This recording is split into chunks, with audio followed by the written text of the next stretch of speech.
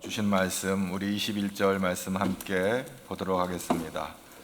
내 마음이 산란하여 내 양심이 찔렸나이다. 시편 73편 21절 말씀을 한 번 더 같이 봅니다. 내 마음이 산란하여 내 양심이 찔렸나이다. 아멘. 마음이 산란하다, 내 양심이 찔렸다, 무슨 말인가? 마음이 산란하다는 것은 내 마음이 슬퍼한다는 것이고요, 내 양심이 찔렸나이다, 이 표현은 내 영혼이 괴롭다, 이런 말입니다. 오늘 시편의 기자는 아삽입니다. 다윗이 찬양 대장으로 임명한 이 아삽이 오늘 시편 73편에서 무엇 때문에 슬픈 일이 있고 무엇 때문에 괴로워하는지를 오늘 시편 73편에 말씀하고 있습니다.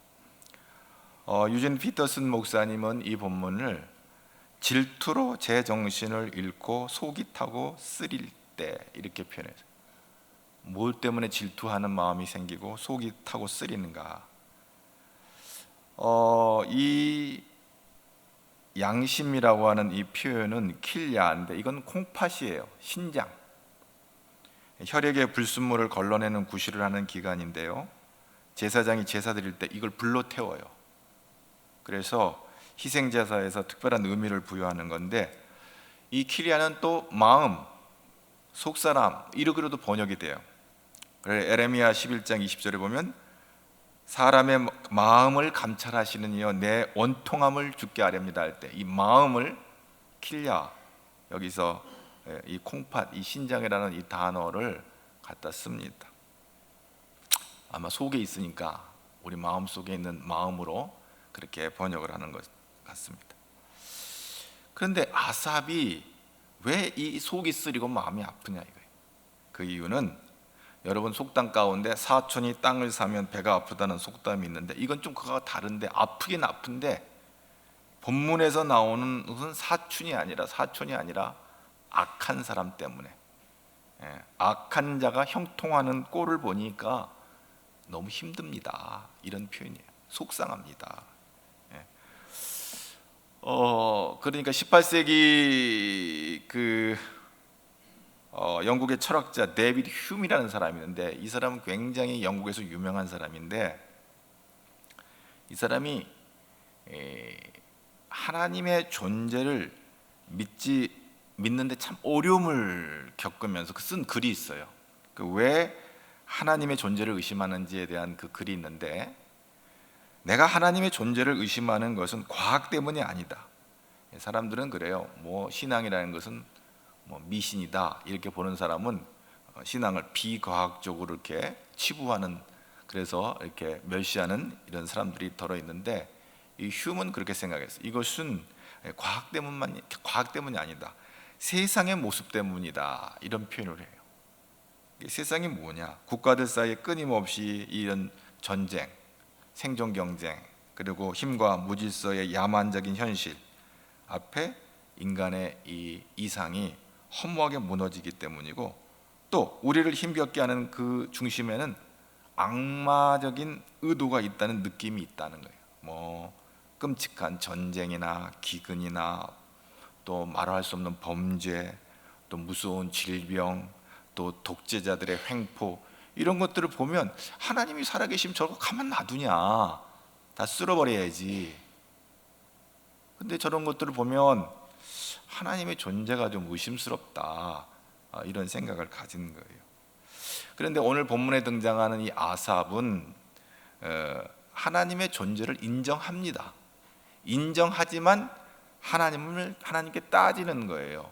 왜 악한 사람들이 형통합니까? 하는 거죠.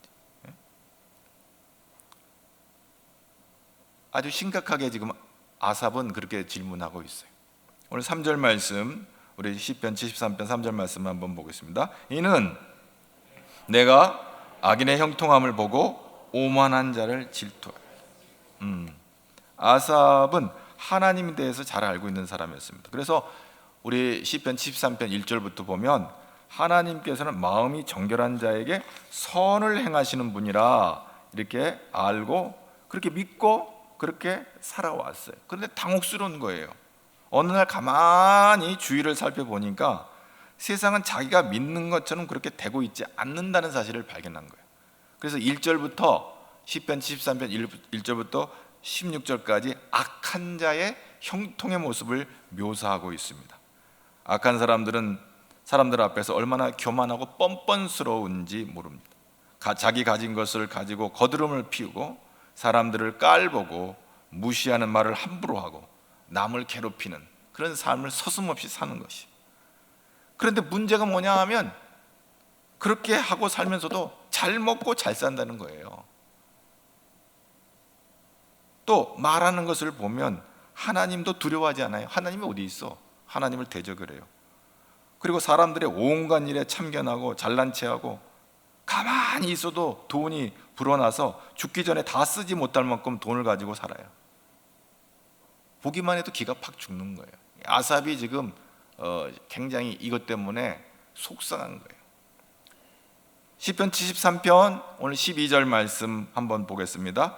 볼지어다 이들은 악인들이라도 항상 평안하고 재물은 더욱 불어나는 것. 네, 재물은 더 불어나는 거예요. 못된 짓 하면 살아도 못된 사람들이 부자들이 다 못된 건 아니죠. 착한 부자들도 있는데 아삽이 볼 때 그렇다는 거예요. 악한 자가 부유해지는 걸 보면 그것도 속상한 거예요. 자신이 가지고 있는 신앙의 논리로 세상을 보니까 모순 덩어리예요. 세상은 믿음과는 전혀 맞지 않아요. 그런 현실에 뒤로 자빠지겠는 거예요. 자기 가슴을 치면서 땅바닥을 치면서 하나님 도대체 이게 어찌된 일입니까?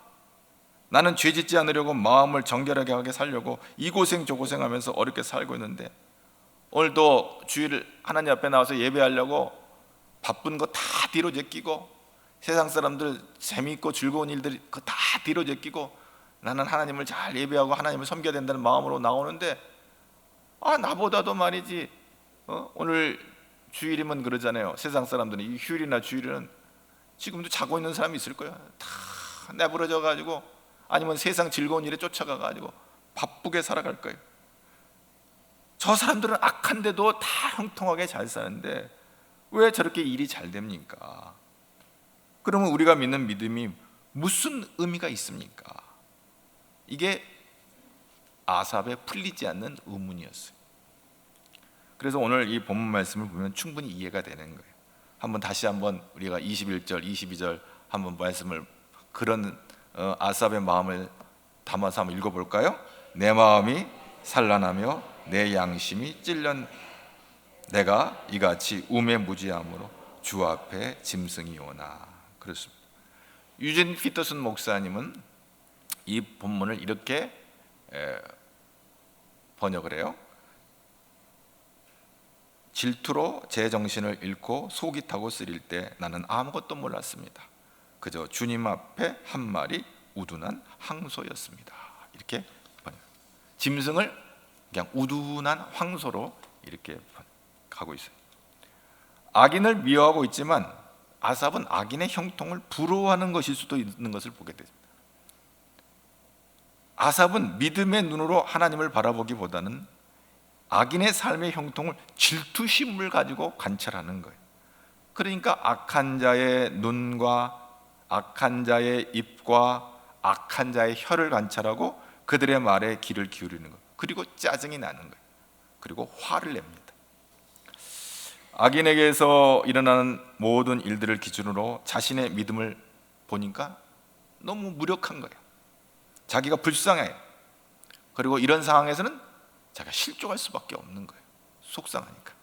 2절 3절 또 시편 73편 2절 3절 한번 보겠습니다. 나는 거의 넘어질 뻔하였고 나의 걸음이 미끄러질 뻔하였으니 이는 내가 악인의 형통함을 보고 오만한 자를 질투하였습니다.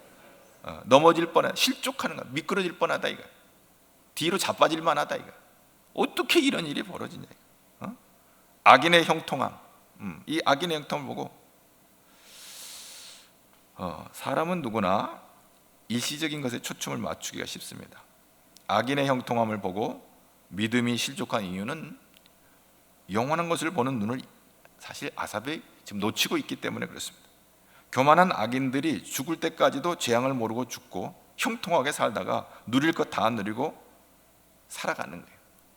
하나님을 대적하는 그들이 누릴 수 있는 그 형통은 사실 이 세상에 사는 날 동안의 형통이에요. 죽으면 그것도 끝나는 거죠. 근데 요 한시적인 이 형통이 아삽은 너무 부러웠던 거예요.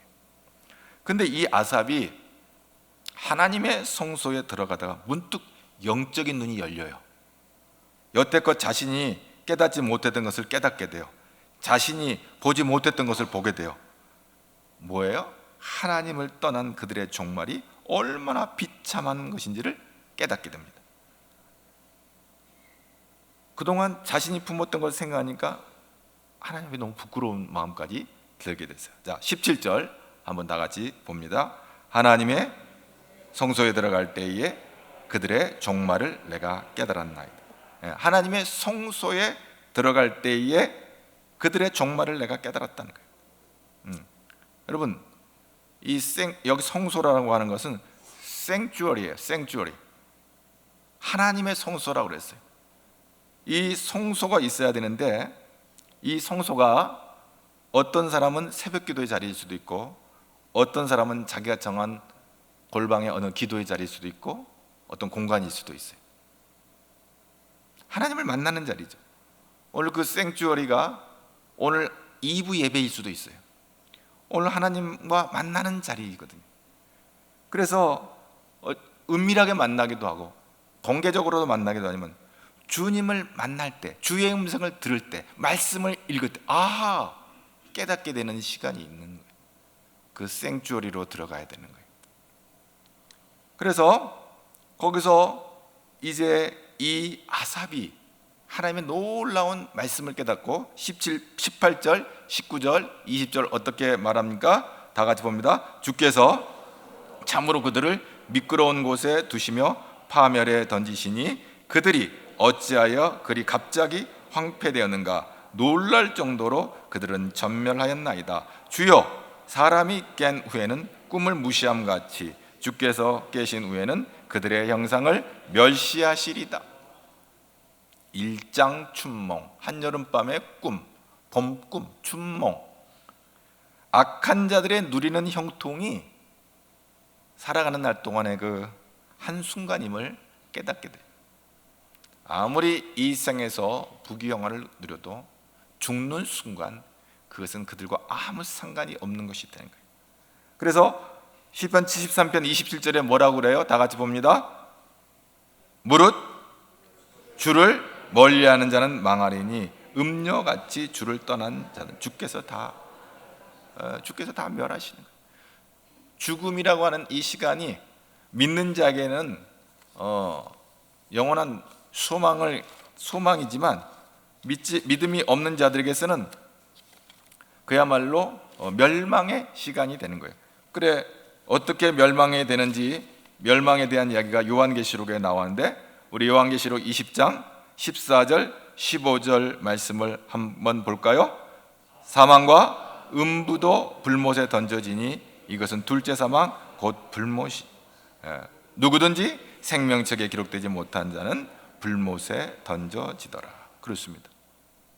일단은 우리의 첫째 사망 가운데 거하는 자들이 둘째 사망에 하나님을 대적하고 하나님을 모욕했던 자들, 이 땅에서는 잘 먹고 잘 살았지만 생명책이 기록되지 못한 자는 불못에 던져져. 그들이 어떤 자들인지 21장에 요한계시록 21장 8절에 가면 더 구체적으로 등장해요. 생명책에 기록되지 않는 자들의 부류예요. 자, 보겠습니다. 그러나 두려워하는 자들과 믿지 아니하는 자들과 흉악한 자들과 살인자들과 음행하는 자들과 점술가들과 우상숭배자들과 거짓말하는 모든 자들은 불과 유황으로 타는 못에 던져지리니 이것이 둘째 사망. 아멘.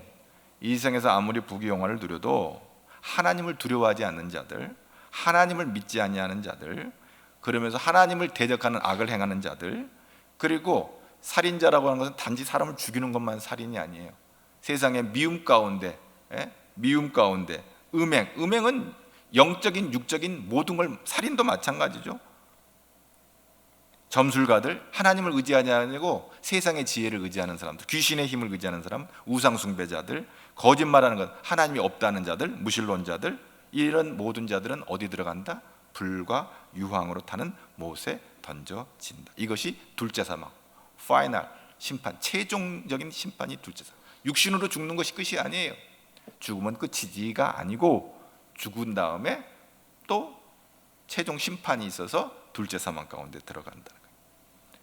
근데 계시록 21장 8절에서 그냥 머물고 그냥 끝나면, 근데 하나님은 너무너무 아주 집요하게 다시 한번 또 계시록 22장에 가가지고 또 얘기를 하고 마무리죠. 22장 15절 한번 더 가겠습니다. 이들이 어떤 자들인가 또 들어. 시작. 개들과 점술가들과 음행하는 자들과 살인자들과 우상숭배자들과 및 거짓말을 좋아하는 지어내는 자는 다 성 밖에 있으리라. 여기 보면 이런 말씀이 있어요. 성 밖에 있으리라. 여기서 개들이라고 등장하는데, 이 개는요 문자적인 의미의 이 도구가 아니에요. 개를 의미하는 게 아니고, 이 개는요 구약 성경에서, 신약 성경에서 이 개라고 하는 건요 욕이에요. 그것은 우리 히브리 사람이나 우리 유대 사람이나 우리 한국 사람들이나 비슷해. 우리도 개는 욕으로 들어가잖아요. 근데 욕인데, 개라고 할 때 그 개는 어떤 의미를 담고 있냐면, 성경 전체로 보면 비열하고 부정하고 추잡하고 음란하고 포악하고 하나님을 대적하고, 그리고 믿는 자를 해코자 하는 이 원수들, 이걸 뭐라고 그래서 개다 이렇게 부르는. 개. 이건 다 둘째 사망에 들어가는 거예요. 특별히 신명기 23장 17절에 보면 이 개에 대해서는 구체적으로 거기에 창기들이 등장해요. 여성과 남성이 등장하는데, 남성 매춘부를 개다 이렇게 표현. 그러니까 좀 추잡스러운 걸 말하는 거예요. 그리고 빌립보서 3장 2절에 예수님을 대적하는 유대 교인들 향해 개다 이렇게 적용. 하나님을 대적하는 걸 개예요. 그러니까 개들은 뭐예요? 둘째 사망에 들어간다. 그들은 성 밖으로 다 쫓겨나간다. 자, 이런 하나님의 놀라운 종말, 이 멸망에 대한 깨달음을 아삽이 하는 거죠. 그러니까 그렇게 깨닫고 나지고 보니까 다시 21절과 22절 또 한 번 다 같이 봅니다.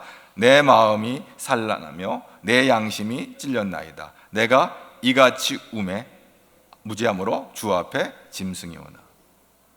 이게 무슨 말이야? 마음이 심란해지고 양심이 찔렸어요. 그래서 자신을 어떻게 봐요? 짐승으로 여길 만큼 우매무지한 존재라는 것을 고백합니다. 아이고, 내가 이렇게 미련하군요. 썽질은 있어가지고 말이지, 악한 자가 왜 저래요 하고 썽질은 내고 마음 아파했는데, 그게 미련한 거예요. 무지한 짐승 같은 거예요. 분별력이 없는 거예요. 우둔한 항소라고 피터슨 목사님은 그렇게 표현했죠. 미련한 거예요.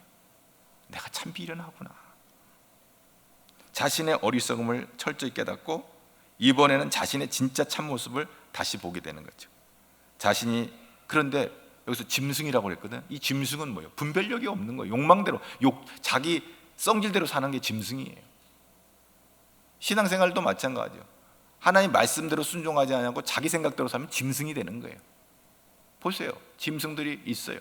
자, 그래서 우매무지하다 그랬어요. 그런데 놀라운 것은요, 이 우둔한 항소 같은 이 아삽에게도 다른 점이 하나 있었어요. 23절 다 같이 보겠습니다. 내가 항상 주와 함께하니 주께서 내 오른손을 붙드시. 그 우둔한 짐승 같은 아삽도 하나님이 붙잡고 계시는 거예요. 할렐루야. 그게 은혜가 되는 거예요. 그 미련하고 못나고 부족하고 혈기 있고 말이지, 막 투정 부리고 막 떼쓰고 따지고 막 하나님 어디 계시냐고 말이지, 왜 악한 자들이 저렇게 형통하냐고 하면서 했던 그 아삽이, 내가 항상 주와 함께하니 주께서 내 오른손을 붙드셨습니다. 이게 축복입니다. 내가 생추어리, 성소에 들어가면서 영적인 눈이 열려서 깨닫고 보니까 세상에서 형통함보다 더 중요한 것은 하나님이 날 붙잡고 계시는 거예요. 내가 하나님과 함께하는 거예요. 주께서, 내가 항상 주와 함께하는 거예요. 이거를 보게 된 거예요. 주님과 함께. 할렐루야. 그래서 주의 오른손으로 나를 붙들고 있는 거예요. 내가 못났음에도 불구하고 나를 이렇게 딱 붙잡고 있는 거예요. 그걸 본 거예요. 할렐루야. 너무 감사한 거예요. 그래서 24절 또 어떤 역사가 일어나요? 다 같이 주의 교훈으로 나를 인도하시고 후에는 영광으로 나를 붙드시고 또 주의 교훈으로 나를 인도하시고 후에는 영광으로 나를 영접하시는 이 세 가지의 이 놀라운 것을 발견하게 되는 거예요. 붙드시고 인도하시고 영접하시고 할렐루야. 놀라운 하나님의 은혜예요. 나를 붙잡아 주시는데 왜 붙잡아냐? 나의 손잡고 인도를 해요. 어디로? 영광으로, 주의 영광에 참여하는 곳으로 인도해요. 그걸 어떻게 말하고 있어요? 주의 오른손으로 이렇게 붙잡고 있는. 자, 영광스러운 곳으로 인도하시는 거예요. 영광스러운 곳이 뭔지 계시록 21장 3절에 또 있어요. 한번 다 같이 봅니다. 계시록 21장 3절 내가 들으니 보좌에서 큰 음성이 나서 이르되 보라 하나님의 장막이 사람들과 함께 있음에 하나님이 그들과 함께 계시리니 그들은 하나님의 백성이 되고 하나님은 친히 그들과 함께. 이 놀라워. 네. 근데 거기를 10절에 뭐라고 하냐면 10절 계시록 21장 10절 시작. 성령으로 나를 데리고 크고 높은 산으로 올라가 하나님께로부터 하늘에서 내려오는 거룩한 성 예루살렘을 보이니. 하나님께서 놀라운 곳으로 인도해 주시는 거예요. 그 영광스러운 곳으로 인도해 주시는 거예요. 저와 여러분을. 할렐루야. 그러면서 또 그 성 안에 어떤 것이 있는지 성전 안에 21장 22절 또 말합니다. 성 안에서 내가 성전을 보지 못하였으니 이는 주 하나님 곧 전능하신 이와 및 어린 양이 그 성전이십니다.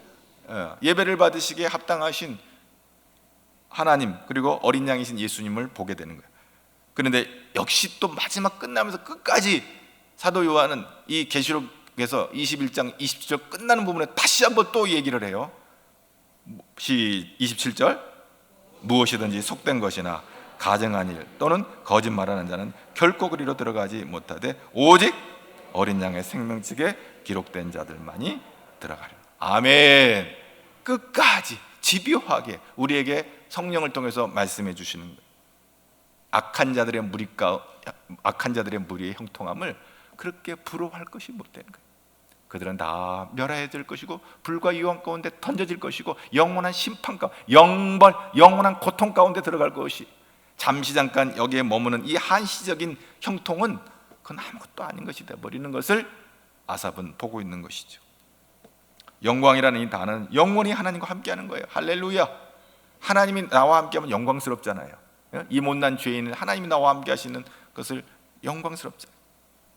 여러분이 그런 좀 고귀한 귀한 신분이 있는 사람 옆에 서게 되면 영광스럽잖아요. 하나님이 온 우주 만물을 창조하신 하나님이 나와 함께하신 그 영광스러움에 참여하게 되는 거예요. 그렇게 되니까 어떻게 돼요? 하나님을 찬송할 수밖에 없는 거예요. 시편 73편 25절 이 기가 막힌 찬송을 하나님 앞에 드리는 거예요. 한번 다 같이 볼까요? 하늘에서는 주 외에 누가 내게 있으리요 땅에서는 주밖에 내가 사모할 일이 없나이다. 내 육체와 마음은 쇠약하나 하나님은 내 마음의 반석이시오 영원한 분기시라. 아멘. 하나님 안에서 부유한 자신을 발견합니다. 하나님이 자신이 영원한 분기시 되기 때문에 아삽이 성소에서 발견한 최고의 소득은 영원이에요. 잠시 잠깐이에요. 잠시 잠깐 머무르는 이 세상이 아니에요. 영원한 분깃을 보장받는 이 사람들은 하나님을 찬양하게 됩니다. 하나님 앞으로 나올 때 우리의 인생의 질문에 답을 얻게 됩니다. 내 관점이 아니라 하나님의 관점으로 바뀌는 자리입니다. 바로 아삽은 내 관점으로 불평하고 원망했지만 하나님의 성소에서 하나님의 관점으로 영혼이 열리게 되니까 기쁨 있고 찬양 있고 하나님의 영원한 분깃을 발견하게 되니까 너무너무 감사합니다. 주밖에는 없는 거예요. 할렐루야. 사람들 가운데 그런 사람들 혹 있어요. 말문을 막는 사람이 있어요. 말문을 막는 사람. 자기 생각이 충만한 사람들이 그래요. 자기 입만 말하는 입인 줄 착각하는 그런 사람들이 더러 있어요. 자기의 말을 누구나 따라해야 될 진리고 다른 사람의 말은 들을 가치가 없다라고 치부합니다. 말문을 막는다는 것은 상대의 이야기를 들어보기 전에 틀렸다고 이미 판단을 내리는 거예요. 그만 말하고 내 말이나 잘 들으라는 이런 강요가 숨어 있어요. 이런 이유는 특별히 권위적인 사람일수록 그래요. 저 같은 목회자들이 조심해야 될 부분이에요. 나는 옳고 니들은 틀렸어. 그런 경우가 있는 거예요. 언제나 자신의 의견만 소중하다고 생각하고 상대를 누르는 사람이 있어요. 자신의 입만 입으로 생각하고 다른 사람의 입은 왜 존재하는조차도 몰라요. 은연중에 고압적인 태도를 드러내요. 이런 사람과 대화하기를 싫어합니다. 사람들은 그렇게 뻣뻣한 사람하고 대화하기를 싫어해요. 끝까지 이야기를 들어보지 않고 상대의 말을 중간에 뚝 끊어버리는 사람, 자기 생각을 결론인 것처럼 이야기하는 사람, 아마 회사 안에서 그렇게 회의하다가 이런 사람들하고 얘기하면 아마 밥맛이 없는 사람이라고 할 것입니다. 많은 사람의 이야기를 들어주는 것 같다가 모든 사람의 의견을 일절 무시하고 자신의 의견으로 결론을 내리는 사람, 이런 어이가 없는 상황이 아닐 수가 없습니다. 여러분, 내 생각에 사로잡히면 내가 옳은 거예요. 내가 진리예요. 나는 오류가 없어요. 난 틀린 게 없어. 니들이 문제야. 너희들이 틀렸어. 그러면 어떻게 되겠어요? 갈등이 일어나겠죠. 하나님의 말씀을 읽고 듣고 하면 뭐예요? 내 생각이 옳은데 하나님의 말씀을 들었으면 내 생각을 바꿔야 되는 거예요. 아삽처럼 바꿔야 되는 거예요. 물론 씩씩거리고 원통분통했지만 하나님께서 깨달음을 주시니까 하나님의 생각으로 옮겨가는 거예요. 하나님 말씀을 들을 때, 하나님 말씀대로 순종할 때 의미가 있는 거예요. 내 생각대로 하겠습니다. 하나님 말씀 예배 시간에 듣고 성경 읽고 내 마음대로 하겠습니다. 하나님의 말문을 막아버리는 거지. 내 생각이 중요했지만 이제 하나님의 생각으로 나의 생각을 바꾸겠습니다. 내 생각대로 살지 아니하고 하나님의 생각대로 살겠습니다. 그때 기적이 일어나는 줄로 믿습니다. 그 야삽에게 일어난 기적이에요. 27절 28절 한번 볼까요? 시편 73편 27절 28절 무릇 주를 멀리하는 자는 망하리 음녀같이 주를 떠난 자를 주께서 다 멸하셨나. 하나님께 가까이함이 내게 복이라. 내가 주 여호와를 나의 피난처로 삼아 주의 모든 행적을 전파하리라. 아멘. 인내하신 구세주여 내가 비오니 죄인오라 하실 때에 날 부르소서. 주여 주여 내가 비오니 죄인오라 하실 때에 날 부르소. 여기가 중요해요. 주여 주여 주여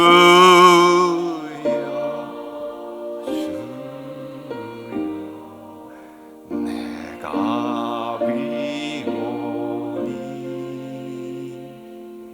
죄인오라 하실 때에 날 부르소. 주여 주여 내가 비오니 죄인오라 하실 때에 날 부르소서. 오늘 우리는 이 아삽의 시편을 통해서 깨닫게 되는 게 있어요. 우매무지하여 짐승 같은, 그걸 알지 못하니까 그저 우둔한 항소 같은 미련한 그런 짐승이었어요. 그런데 깨달았어요. 항상 주님이 자기를, 그런 못난 자기를 붙잡고 있다는 것, 그리고 그것은 나를 붙들고 인도하시고 있다는 것, 그래서 나를 영원한 것으로 나를 이끄신다는 것. 아삽은 세상의 형통한 삶을 살아가는 사람들, 하나님을 대적하는 사람들, 하나님을 불신하는 사람들의 형통을 보면서 불평하고 속상했지만 그들은 결과적으로 멸망의 길로 가고 있다는 사실을 생츄어리, 성소에서 발견한 거예요. 여러분, 오늘 이 세상에서 가장 귀한 것은 주님밖에 없는 줄로 믿습니다. 그 주님이 나와 함께한 줄로 믿습니다. 주께서 나를 붙들어 주신 줄로 믿습니다. 주께서 주의 교훈으로 나를 인도해 주시는 줄로 믿습니다. 그리고 영광 가운데로 인도해 주실 줄로 믿습니다. 여러분이 이 세상 떠날 때 마지막 이 고백을, 여러분의 고백이 되기를 축복합니다. 우리는 이 세상 어떤 상황과 어떤 환경에서 이 세상을 떠날 수밖에 없어요. 그때 반드시 기억해요. 주님, 내 손 붙잡아 주세요. 주님, 그 영원한 곳으로 나를 인도해 주세요. 반드시 고백하고 기도하고 주의 나라에 이르는 믿음의 백성들 되기를 주의 이름으로 축복합니다. 하나님이 저와 여러분과 함께 할 줄로 믿습니다. 하나님 감사합니다. 오늘 이 아침에 주께서 부르셔서 주께 가까이 함이 내게 복이라 말씀하시고, 하나님 오늘 주님 부르실 때 우리를 부르셔서 주의 영원한 곳으로 우리를 인도하여 주시옵소서. 그래서 영원한 복을 누리는 복된 인생들이 되도록 이 땅에 살아가는 날 동안에도 주와 동행하는 믿음의 사람들 되게 하여 주시옵소서. 예수님 이름으로 기도하옵나이다.